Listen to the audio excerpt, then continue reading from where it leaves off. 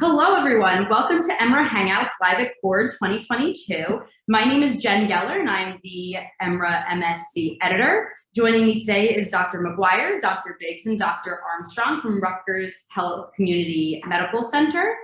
Welcome to all three of you. Please tell us a little bit more about yourselves, your training background, and how you got to be in the position you are today. Sure. So I'm Dr. Nicole Maguire. I'm the program director. I have spent most of my career at Newark Beth Israel Medical Center, where I was the clerkship director there for many years, as well as the osteopathic program director and the associate program director for their allopathic program. And I came to community to start a new program and help start the GME program at the hospital. And I have had a wonderful time doing so and have been able to recruit these awesome faculty members. Cool. Oh, okay. Hi, I'm Danielle Biggs. I'm the Associate Program Director and the Ultrasound Director. I did residency at Morristown Medical Center in Morristown, New Jersey. I did an ultrasound fellowship there as well. It's kind of a funny story because Dr. Armstrong recruited me to come to Morristown as a medical student. I went there and then she left to take another job. And so when they were starting the program at Community, she actually reached out to me and said, you know, they were hiring and looking. And then I interviewed with Dr. Maguire. I really liked her philosophy for the program, and I feel like she's not only an amazing leader, but a great mentor for me as someone who's interested in academics, teaching. And it's been the best decision I've made in terms of my career thus far. And I'm Lisa Armstrong. I'm the medical student clerkship director and the pediatric ER director. I trained at Morristown. I did my residency and my fellowship there in peds emergency medicine. I left there to go to Capitol and then came here to help with the program, and it's been fantastic. We've had a lot of fun. And Lisa and I did our trauma rotation during residency together. So we've already had that bond. Amazing. Thank you again for joining us today. So let's start with the first question. So could you describe the structure of your program for us? Sure. So it's a 3-year allopathic program. We have, we said in the pre-interview that the name Community Medical Center is a misnomer for the department. We see 75 to 80,000 patients per year. It's a very high acuity, high pathology department. And we just renovated the ED. So it's very like high tech, beautiful rooms. We have didactics that are system-based that include a simulation week every week that is also system-based. Our faculty is mostly fellowship trained. We have, I think, a very good combination of people that have had experience as well as younger people starting off their careers and very high energy. I think the sim is something that's really unique because we do 1 week of every block at the sim center, and one of the local county colleges has this huge sim lab with literally 10 dummies and then a room with 2 other. Yeah, so there's 4 actual simulation rooms where you're like behind the scenes directing it with sim mans, and then there's classrooms that have set up 12 to 20 intubatable mannequins, some that you can do chest tubes on, and other procedures. So we are able to do small group sessions while the simulation's going on. So there's no like downtime in between waiting for your group to go to sim. And just also adding to structure, so we have 12 residents per year. So we had our first class, we just successfully matched all the spots of our second class. So anybody who would be coming in, you would have 2 classes above you, with 12 people a class. And then the other thing I think is really unique about our program is our longitudinal curriculum. So while most programs might have, 2 weeks of ultrasound, a month of talks, et cetera, throughout the whole residency, we have it set up longitudinally. And so you have ultrasound talks, radiology, and EMS throughout all 3 years of your training. Another thing I think that you can sort of see is we have female leadership. So, I mean, with women in emergency medicine, we've got mentors for our residents and for our medical students of people you can see who are at different stages in their career. And I think that's a huge asset. Definitely. And how long are the shifts at your institution? Let you take pounds. Yeah, So you sure. do So I the did scheduling. the schedule. She's our scheduler. So the shifts There are you go. mostly 9 hours, except on the weekends, they're 12 hours. Okay. And then we also have like our area where we do like your peds minor treatment, and those are 10. So mixes of 9, 10s, and 12s, but the majority of the shifts are 9s. And we believe in like circadian rhythm shift process. So you're blocked in what your shifts are. So your night shifts are blocked, your day shifts are blocked, your afternoon shifts are blocked. And we really try not to flip flop that much in order to let people get the appropriate amount of rest and decrease fatigue. Yeah. Also, everyone's guaranteed 1 weekend a month off. And And it's usually Yeah. 1.5 to 2. Mhm. We do our best to incorporate wellness into the program. Because I think we all have lives, we all have families and other things. So we want to make that a priority for ourselves. And you also want to mentor that to the residents and the students you work with. Because if they see you not having that balance, they're going to think that's normal. And I think the way that you can do ER and be sustainable is to be able to get some type of balance. So Yeah, absolutely. What is or are the primary training sites for your program? We're primarily at community. The majority of our rotations are done there. Our outside rotations, we do trauma 1 month per year at Robert Wood Johnson University. And then we also do pediatric ICU in the second year there as well. In addition, we do a month of a PEDS hybrid month in their first year at Monmouth Medical Center. And that is a combination of floors, NICU and well baby and PICU. Mm-hmm. So they rotate like a couple weeks in each one of those areas. Yeah, and then Tox is at New Jersey Poison Control, but it's been virtual. Oh. I'm not sure if that's going to change. It's been virtual for everyone, so that is still virtual for us. And what does your patient population look like? So it's an interesting mix. I mean, so Community Medical Center is in Toms River, which for people that aren't familiar with the area is on the Jersey Shore.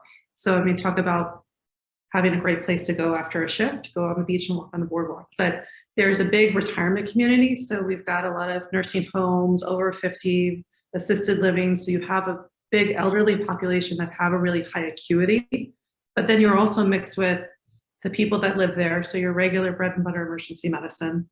And there's a large component of people with drug and alcohol addiction. So that comes with its own set. And then in the summer, everything changes because it's a vacation town.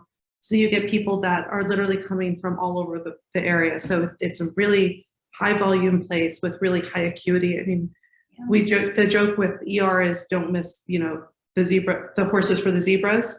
And we'll joke with the residents. Sometimes it's like, okay, Think about the zebra. yeah, just sort of flip it the other way.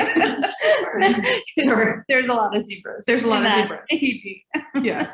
Yeah, just to add, like Lisa was saying, in the summertime, we do get people who have like their very wealthy beach houses in the area. So you literally, and I think I would describe Toms River in general as like more of a blue collar type of area. And so you really get that mix in the summertime. Yeah. It's diverse socioeconomically, socially, like the different social issues that come in. And, I would say probably higher on the geriatric population, but we do see from 0 to like 112. And our pediatric volume has just increased throughout the time that I've been there. It's, everything with COVID, all pediatric volume has dropped, but we just keep seeing we're like more kids and sick kids. And so that's been really fun for me, maybe not for anyone else. Sure. Do residents have to compete with any other specialties for procedures, trauma evaluations, etc.? No. I mean, our residents, the majority of them are already certified in intubation and central lines. They have had more chest tubes than I think I had my whole career. Thus far, we had this weird run of emergent pericardiocentesis between November and December, where we did seven pericardiocentesis in emergent. So like in a 7 residents period. Got to do pericardiocentesis. And so it's nice because it's a community hospital. So consultations don't necessarily want to come in to do the procedure, although they're there for backup and they're there to help. And then there's no other programs that are going to come down and take those procedures from you. Yeah. We have a joke with our residents that they've done more chest tubes on their regular ER blocks than they did on their trauma blocks. Yeah. So, and honestly, I like Dr. It's Mcguire said, true. I've done more chest tubes since I've been a community Yeah. than I have my entire career. Floating transvenous pacemakers, they're doing those. I think just to kind of elaborate on what Dr. Mcguire said, one of my favorite things about it is really that balance of we're doing everything first, yet having that backup if we need it. So let's say you have your patient that came in complete heart block and they needed an emergent transvenous pacemaker. We're the ones doing it. However, let's say you couldn't get capture, we had that ability to call an electrophysiologist to come in. And so we're the first line for everything, but we have that backup if needed to make sure our patients get the best possible care that we need. And that's something that I really love. And often in situations like that, the consultants are willing and wanting to teach, so they'll be there and allow the residents to do the procedure. We've had like IR take our residents into the IR suite, like to do a pericardiocentesis, and they're showing them like how to do it. So it's definitely an opportunity for people to do procedures. And they also get the exposure to all the bread and butter stuff that you need to know as an ER doctor, but sometimes you don't get exposure to because there's no other programs there. They've got tons of exposure in the simple things like splinting and, reductions, which sounds like not a big deal, but depending on where you train, you may not get that. And then when you're the ER doc that actually has to do it, it's nice to have learned it during residency with someone to say, oh no, do this, as opposed to like looking it up on YouTube and then like, I pull here and I pull here. Sure. yeah, So just get this thing back in. yeah. And I think one of the biggest questions that we've been getting recently is, so the emergency medicine residency is the first residency program in the hospital. We started this year with podiatry and internal medicine. And then next year, during July, they just matched their class for surgery. And then we're also adding a transitional year. So a lot of question that we're getting asked is, well, when surgery starts, are you guys going to lose procedures? And that's not the case at all. We've already set the precedence that the chest tubes are going to be done by the emergency medicine residents and physicians in the ED. And so that's not something, we've already set that precedence. That's like kind of the best part about being a new program. You get to, there's no excuse of, well, this is how it's always been done. Yeah, we get to set of how it's going to be done and what the culture is. And we've already set that. And that's, I think, really awesome in terms of training. And I think because of especially your leadership with the educational for the institution as a whole, the ER residency has a very strong presence and a strong reputation. So it's not like, oh, the ER residents. I think we as a program do so much from a didactic standpoint and academic standpoint that the residents are at a high regard. They're not going to be sort of pushed to the side. They really are the ones that are the leaders of the hospital. Sure. Are there research opportunities at your program? Sure. So we can take this as a group. So we have a research director, Dr. Greg Neiman. He's research fellowship trained. And we have multiple IRB approved studies that are occurring. So when you start a new program, one of the things that's not established is research. So it is something that we've really, not just research, but scholarly activity. It's something that we've really put a lot of effort into in the last year and a half, 2 years.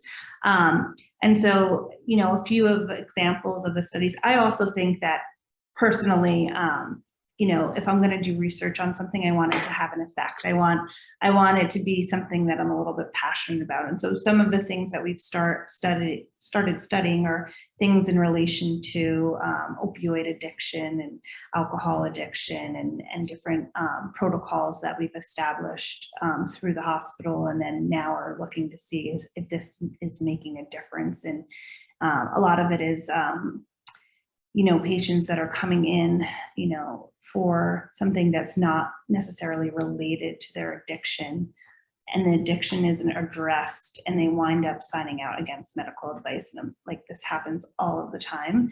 So instead of even making it an issue, if you just put in a protocol right at admission, and the ER's kind of been doing this, taking the initiative of it, do you have a higher success rate of them actually staying for appropriate treatment? So there's a big balance, and right. a lot of different studies, and just like our case, not presentations, our case Reports. studies and reports are, how many do you think we? I published 3. Yeah, I mean, published we've in a had, year. so we all worked on a chapter in a COVID textbook that was Mhm. published this year. Yeah. We've got multiple posters accepted at AAEM. 7 a.m. Yes, posters, yeah. We like I had said, 4 last year at the right, we have like 2 or 3 studies, 2 definitely I can name off the back, already approved, IRB approved, that we're working on, case reports, one that they're currently in revisions for with the Western Journal. Yeah, of there's Emergency like 3 or 4 that are so lots of just stuff going on. revisions. And a lot of our faculty has gone through the ASAP teaching fellowship. So that's one thing that we never are really taught in medical school is how to teach. And so I went through it in August, and then I'm going again in August because it got canceled the second Yeah, session. I think like 4 of our core faculty have gone through it, and we have the support to send the majority of the rest of them as well. Does your program offer any fellowship opportunities? So currently we don't have any fellowships right now. We do have a very close relationship with the EMS fellowship out of Newark, Beth Israel. Their fellows come down to RER to work clinical shifts, so they work closely with the residents. Our residents often ride with them on the physician vehicle. We have shifts on the helicopter with them, and we're setting up electives in tactile medicine with them. So there's a very close, obviously I know most of the people at Israel because I was there for so long. So there's a nice feed, I think, into that fellowship. I think, there's plans for developing fellowships. Probably one of the areas will be ultrasound. Although, we haven't applied or started any of that, just to be on record for it. But you asked me what my thoughts are for the next 5 years. I would say probably, ultrasound. I would love to see a critical care-based fellowship at the hospital. And we just were able to recruit a core faculty member that's fellowship trained in critical care and ultrasound. Possibly palliative care. There's all different fields that we can, that's the beauty of a new program, right? Is that we have directions in all different areas. And I think the next year we'll be able to focus on what, we're going to be developing in that. And we all come from such varied backgrounds. We've got ties at the residents that are now starting to think about fellowships. We can help hook them up with people to talk to. So yeah. It's not like we're all just from one institution. We have connections, and that's the beauty of even places like ASAP and Cord. Oh, I haven't seen you in 10 years. Oh, by the way, I have so-and-so that's interested. Can I go work with you? Yeah. So, I mean, I've graduated over 12 classes of residents, and anywhere between a third to a half of those people have gone into fellowship. So we have a very wide-based connection in fellowship and academia and just regular, community jobs in New Jersey, but also across the United States. What does the educational curriculum of your program look like? So, It doesn't matter. we both do. So they have morning report Monday through Friday. Every morning, they do an oral board case. So every Wednesday they have their 5 hours of protected time that Dr. Maguire talked about before, which is a system-based curriculum. It's not just us giving lectures either. We have different types of grand rounds. We have different speakers coming in. We have different activities planned, Jeopardy, just kind of, we do something called Stump the Chump every week, where we have a case that we do, an oral board case that we all do together. And then one conference every month is their simulation, where we go to the simulation lab. In terms of longitudinal curriculum, we mentioned that they go to the radiology, EMS, ultrasound, and tox. I'm trying to think what else. We also do joint conferences, QI, that's all included. there's a into it. statewide conference every 5 weeks. Every 5 weeks, 5 we weeks. do New Jersey EM-based conference with all of it's Zoom right now, but we actually used to go in person. So we've been incorporated into that as well. And I have to say, having, younger faculty and also just seeing a generational shift in how to learn, we've definitely incorporated different techniques. I call it death by PowerPoint. So we've tried to get away from the death by PowerPoint and gone into like flipped classroom modules, small groups, and just trying to change up. So, but Gamification. you know, an example of a new program is that we're constantly getting feedback from our residents who are phenomenal. Like our first class are just like so phenomenal. And their feedback is we'd like a little bit more structured board review. And so we've added for next year, we've already developed the curriculum. Dr. Kravitz, one of our other APDs, he's developing a Tintinelli almost review, but just for like a half hour to 45 minutes every other week, you know, the hour before conference, and giving like reading assignments. And they said that this will help them be a little bit more structured on how to prepare for conferences, how to you know, just structure their reading time. So I think, you know, it's definitely something that we heard from them and we've developed in the curriculum for them. And we protect them. So before, they don't work night shifts before conference. So their shifts end, the latest shifts ends at 8 o'clock the day before. The curriculum also repeats twice throughout their, or you get it twice throughout the time. It's 18 months. It's an 18-month curriculum. Thank you. That's what I was trying to say. And then because I'm the medical student, we have a medical student curriculum as well. So we do on Tuesdays some short didactics with the medical students, so they get some dedicated teaching just for them. And I think the goal is, as we get more senior residents, to have them be involved with it as well, so they get some educational opportunities too. They also have Rush Review, and then they recently obtained core ultrasound question bank for them that they do as well, with has like some videos and questions, all system based too, to kind of, and like we will be able to get HIPAA for next year as well. Yeah. How do you evaluate your residents? So multifactorial. So there's, I think, daily open feedback. We really try, so we debrief after every sick patient. So that's important. Then, you know, given the day, there could be a daily feedback.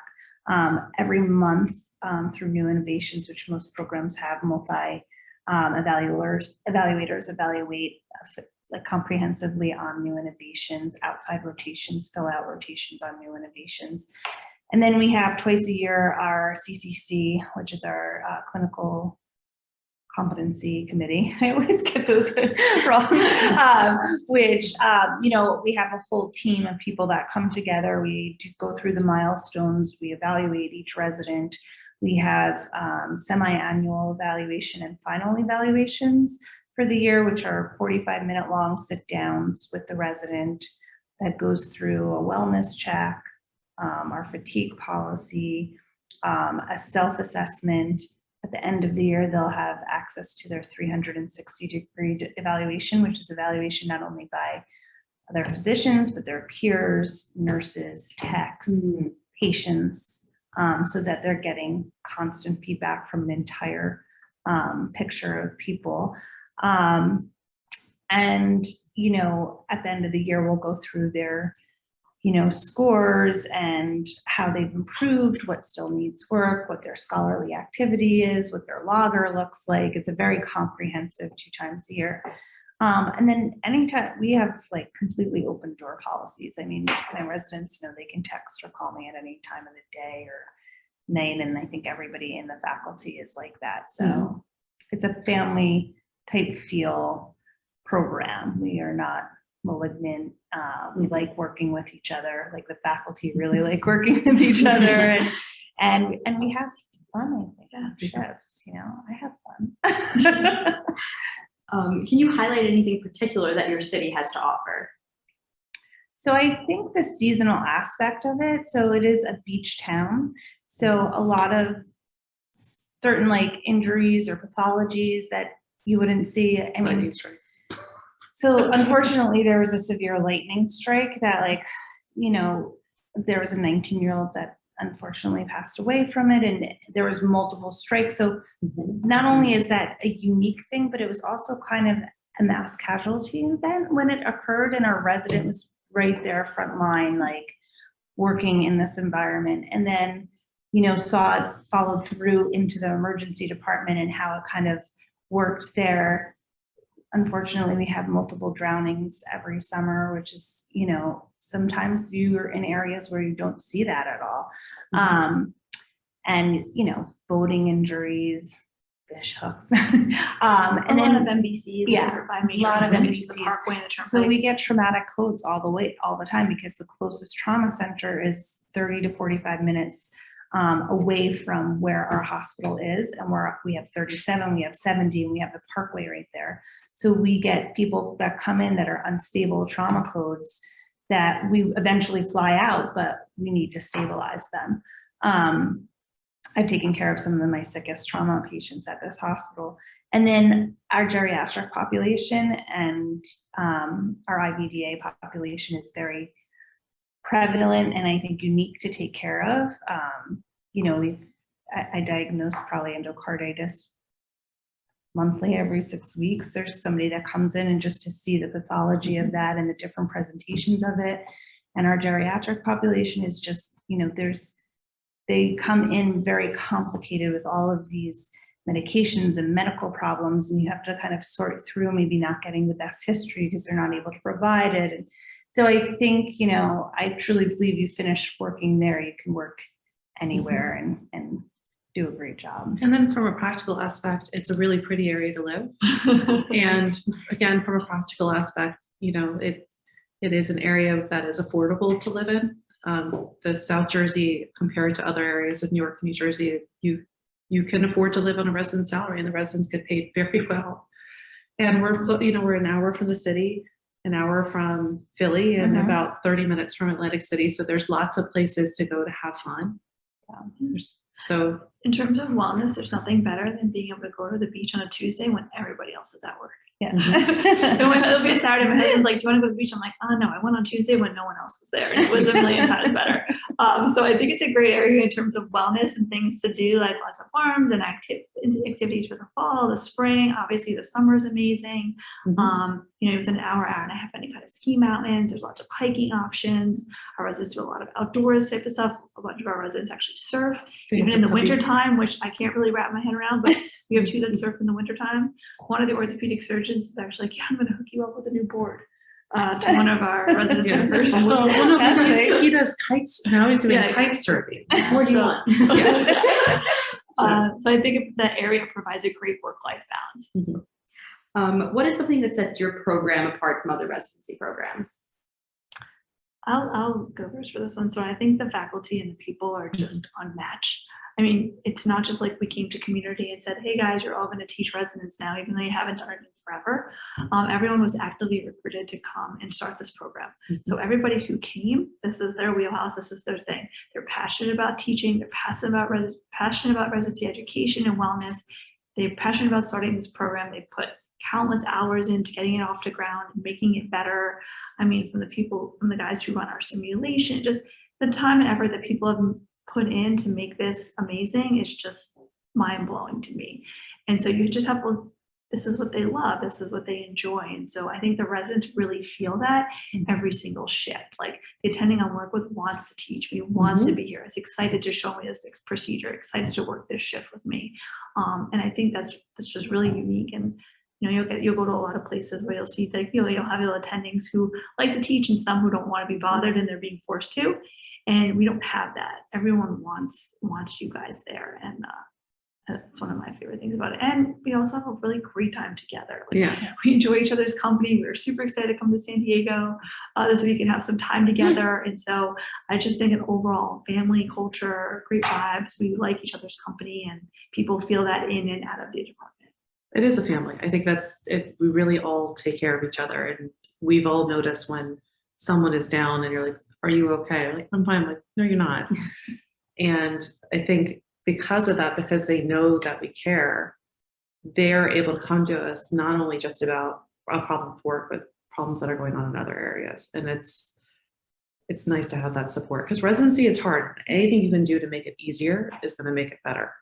And then we feel that too. I mean, I think just being new, right? So we have this clean slate that we are able to take all of our experiences from GME and from teaching and from doing this and take the great parts of it and leave the stuff that we knew didn't work and might hinder things out of it. So I think that's like part of being a new program, is that you have all of this opportunity to build a culture, to get feedback from the residents. So like my biggest philosophy is residency should be resident owned, right? So I'm there to teach you, I'm there to guide you, I'm there to, make sure you're the best possible position when you leave my program. But if you don't have ownership in it, you're never going to be happy.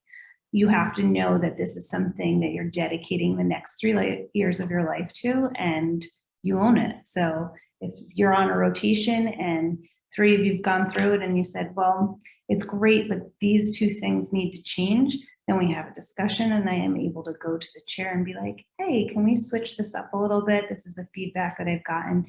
And it's easy to do because it's a new program, and you don't necessarily have that in established programs because it's much harder to change it. Just because it's been done that way for, a decade,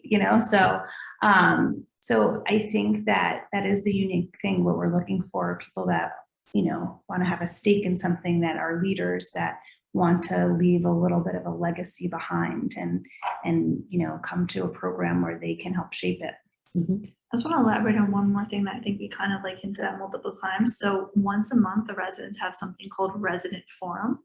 They get 1 hour of conference dedicated to it's 1 hour or 30 minutes, but 30 minutes. Yeah, it depends how much time it is. So some part of it's usually them talking with how stuff went. So, but anyway, they get at least 30 minutes just to themselves in the room where we're all kicked out, Zoom is turned off.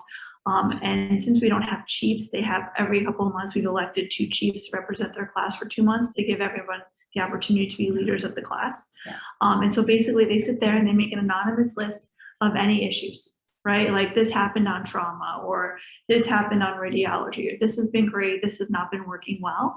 And then those 2 chiefs bring the anonymous list to Dr. Maguire, and we sit down and we address every issue on that list until the next resident forum. So I said 30 minutes to 1 hour. The next resident forum starts with, us sitting down, led by Dr. Maguire, saying, hey guys, you brought this issue to me, this is what we did. You brought this was the outcome. We brought this, we did this. And we literally go through every single thing to show you that your voices are being heard and we're acting on that. So it starts with, reviewing all that stuff, talking about the changes, and then they get their private time again to to put together a list of any other issues. This is done every single month. And when they're bringing it up to you, those of us, I'm not there, it's you, the 2 of you and Dr. Kravitz, right? Yes. So everyone else is kicked out and they're not allowed in the room. Any medical students are kicked out, they're not allowed in the room. Yeah. So the residents really have a safe space where they can talk. I guess for our last question, what do you look for in a resident? So I touched on some of the things, but I think that we've been, and I have to say lucky, because as you all know, residency is not, oh, I offer you a position and you accept it, right? It's a match list. It's I like you, we may match up. Who knows, right? We may not. I think we've been lucky in recruiting and being able to match this diverse group of people that are in different stages of their life, different backgrounds, different previous professional experience, some with no professional experience. It runs the gamut of everything.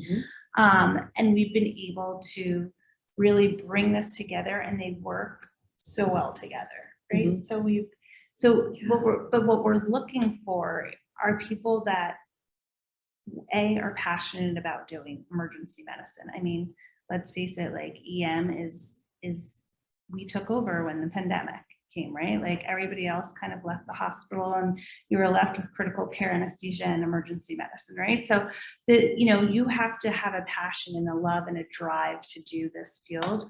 And that's what we're looking for in people, and people that are dedicated to, dedicating their lives for the next 3 years to this, and that want to be leaders and establish something in the program that they can leave behind. It doesn't have to be something big. It could be anything. It could be, oh, I readjusted morning report like this, but this is what I left behind, So just people that are looking to put a little bit more than just come into work and seeing patients into it. Yeah, I think enthusiasm is good too. You want Yeah. someone that's going to be enthusiastic, it's going to be proactive. That are passionate, that Yeah. would want to do Yeah. this. And I'll say one thing also, like, you know, the residents we're looking for, squeeze everything out of Mhm. whatever they go, right? So for instance, we have a resident on trauma right now. He was in the OR helping put in a trach. Like, that's not part of his, you know, obligations there, but he wants to get as much out of every rotation that he's on. So we want residents that are not just gonna go to pick you and say, oh, I'm just gonna get what I need out of this. We want you to go there and take everything you can and then bring that back to the emergency department to make you a better physician. So we want residents with that mindset. You know, I'm gonna take everything out of every experience I have and apply that into making me the best possible physician. Mhm. Great. Thank you so much again, Dr. Maguire, Dr. Biggs, Dr. Armstrong. Thank you for joining us at EMRA Hangouts Live at Core 2022. It was a pleasure learning about your emergency medicine resident program. Thank you so Thank much. you so much for Nice having meeting you us. guys.